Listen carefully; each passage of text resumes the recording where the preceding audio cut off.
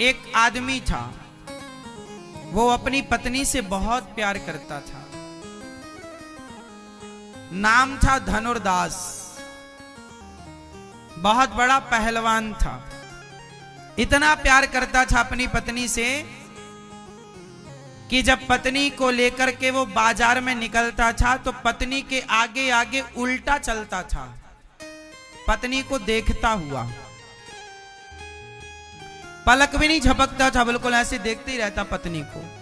और उल्टा चले, छाता लेके चले, धूप से काली ना पड़ जाए तो पत्नी पे छाता कर ले, और उल्टा चले। उसकी पत्नी मना करती कि ये आप क्या कर रहे, पर वो बोला नहीं, ये सेवा का मौका मुझसे मत छीनो। ऐसा पति था।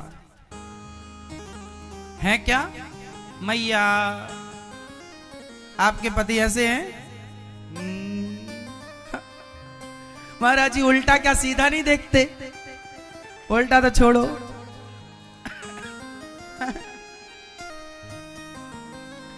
पर धनुर्दास उल्टा देखता था। उल्टा मतलब पत्नी के आगे आगे वो उल्टा चलता। एक दिन वो भगवान की सवारी निकल रही थी, भगवान का रथ निकल रहा था, रथ पर भगवान बैठे थे।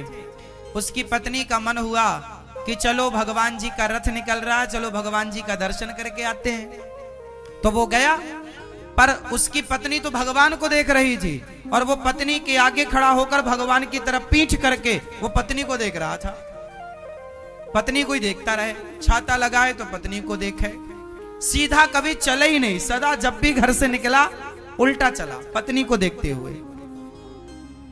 पत्नी की आंखें कोई देखता रहे, बोले तुम्हारी आंखें बहुत सुंदर है, उसी को देखे। एक दिन वहां से स्वामी श्री रामानुजाचार्य जी गुजरे तो संत की नजर पड़ी उस स्त्री लंपट पुरुष पर। लोग बहुत मजाक उड़ाते थे उसे, लेकिन उसे कोई फर्क नहीं पड़ता। लोग हंसते थे लेकिन उसे कोई फर्क नहीं पड़ता था। हंसने दो, मैं तो अपनी पत्नी से प्यार करता हूं, उसी को देखता रहता वो। लोग कहते कि भगवान को तो एक बार देख ले, तेरे पीछे भगवान। अरे नहीं, बोले पत्नी से सुंदर थोड़ी होंगे भगवान, इसकी आंखें जितनी सुंदर हैं तुम्हारे भगवान की थोड़ी हैं। अब उसने कभी भगवान को देखा ही नहीं, बस पत्नी को प्यार किया उसने। एक संत जी की नजर पड़ी, स्वामी रामानुजाचार्य जी ने पूछा कि भाई ये कौन है? तो वहां के लोगों ने बताया, महाराज जी ये स्त्री लंपट है, ये धनुर्दास इसका नाम है, ये बहुत बड़ा पहलवान है इस क्षेत्र का, नामी पहलवान। बोले उल्टा क्यों चल रहा है? बोले पत्नी से प्यार बहुत करता है, एक पल के लिए भी वो छोड़ता नहीं है पत्नी को, देखता ही रहता है।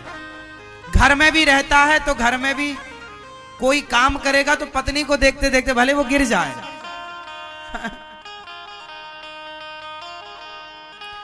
संत जी को लगा कि ये बहुत बड़ा भक्त हो सकता है। लोगों ने कहा कि ये तो स्त्री लंपट है। बोले नहीं नहीं, ये भक्त हो सकता है, इसको एक काम करो, आज शाम को मेरे पास लेके आओ। अब उससे बोला कि सुनो धनुर्दास, गुरुजी ने बुलाया है, चलो। बोले मेरी पत्नी जाएगी तो मैं जाऊंगा। पत्नी का नाम था हेमा, पत्नी का नाम था हेमा। बोले हेमा जाएगी तो मैं जाऊंगा। अब फिर चेला गुरुजी वो कह रहा कि जब तक हेमा आएगी तो आएगा। अच्छा एक काम करो, जाओ बुला के लाओ। अब हेमा चली तो हेमा जाके गुरुजी के सामने खड़ी हुई तो वो गुरुजी और हेमा के बीच में पत्नी को देखता हुआ खड़ा हो गया, गुरुजी की तरफ पीठ।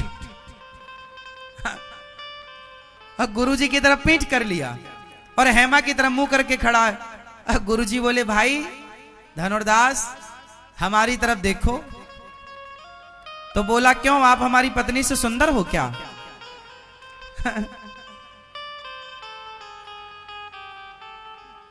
तो गुरुजी ने कहा अच्छा एक बात बताएं, तुम्हारी पत्नी से भी सुंदर मैंने यदि तुम्हें किसी से मिलवा दिया तो? बोले भगवान तुम्हारी पत्नी से बहुत सुंदर है।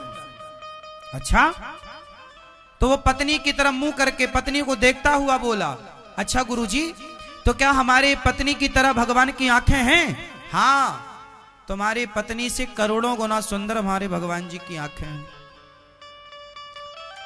देखना चाहोगे तो अच्छा दिखाओ। तो ठीक है, कल सुबह आ जाना। ठीक है, कल आता हूं। अब वो पत्नी को देखता देखता घर चला गया। अब शाम को स्वामी रामानुजाचार्य जी भगवान के पास गए, रंगनाथ भगवान के पास। और रंगनाथ भगवान एक नंबर के काले। भगवान तो काली, बिहारी जी काले, जगन्नाथ जी काले, रंगनाथ जी काले। अब स्वामी जी बोले, सुनो हे प्रभु, यदि ऐसी काले वाले बन के रहोगे तो वो नहीं देखेगा, बोलेगा इनसे अच्छी तो हमारी पत्नी है। सुनो, ये काला रूप अपना ठीक है, पर जो आपका वास्तविक स्वरूप है, आप कितने सुंदर हो। एक बार उस भक्त के लिए आप जरा अपना स्वरूप प्रकट करो, और एक बार आप अपना उसका स्वरूप दिखाओ अपना, वरना मेरी बात झूठी पड़ जाएगी। तो स्वामी श्री रामानुजाचार्य जी के प्रार्थना करने पर रंगनाथ भगवान ने बात स्वीकार कर ली गई। ठीक है, कल सवेरे धनुर्दास आएगा तो मैं अपना स्वरूप दिखाऊंगा। अब सवेरे की पूजा में धनुर्दास आया, आ तो गया, लेकिन फिर पत्नी की तरफ मुंह करके खड़ा। अब गुरुजी ने कहा कि सुन, इस तरफ भगवान है। तो बोला एक काम करो, मेरी पत्नी को उस तरफ खड़ा कर दो। तो वो अपनी पत्नी को उस तरफ खड़ा करता है जिस तरफ भगवान है, और वो पर्दा बंद है अभी भगवान जी का, और पर्दे के बाहर पत्नी खड़ी हुई कि यूं पत्नी और पत्नी के बगल में पीछे भगवान। जहां तक पत्नी जा सकती थी गई, आगे गर्भगृह में तो जा नहीं सकती थी, तो वहां भगवान। अब भगवान रामानुजाचार्य जी, गुरु जी, हे भगवान अपना वही स्वरूप दिखाना, ये काला वाला मत दिखा देना, अपना सुंदर वाला दिखाना, ताकि ये आप पर। अब जैसे ही पर्दा खुला तो श्री रामानुजाचार्य जी के प्रार्थना करने पर भगवान ने अपना दिव्य स्वरूप जब दिखाया तो उसकी हेमा से नजर हटी, और जब भगवान की दिव्य नजरों पर, दिव्य आंखों पर नजर पड़ी, भगवान की मुस्कान को जब देखा, खड़े तो बहुत लोग थे, पर भगवान का वह दिव्य स्वरूप केवल आचार्य कृपा से, संत कृपा से, गुरु कृपा से केवल वो धनुर्दास ही देख पाया।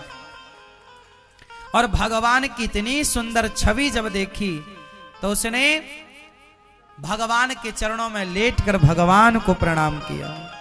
कि जब धनुर्दास ने देखा, दीवाना हो गया। अब पत्नी को उसने नहीं देखा, भगवान का हे गुरुजी एक बार और दर्शन कराओ, हे गुरुजी कहाँ चले गए तुम्हारे भगवान, एक बार और दिखाओ। तब गुरुजी ने कहा अब ये मंत्र लो, उसे अष्टाक्षर मंत्र दिया, कहा इस मंत्र का जाप करो और तुम अपनी पत्नी के साथ रहो और गृहस्थ आश्रम में रहकर अब तुम भजन करो। वो नारी का लंपट आदमी जब भगवान में दिल लगा, क्योंकि वो प्यार सच्चा करता था, पत्नी से सच्चा प्यार था, तो परमेश्वर से भी सच्चा प्यार हो गया उसे।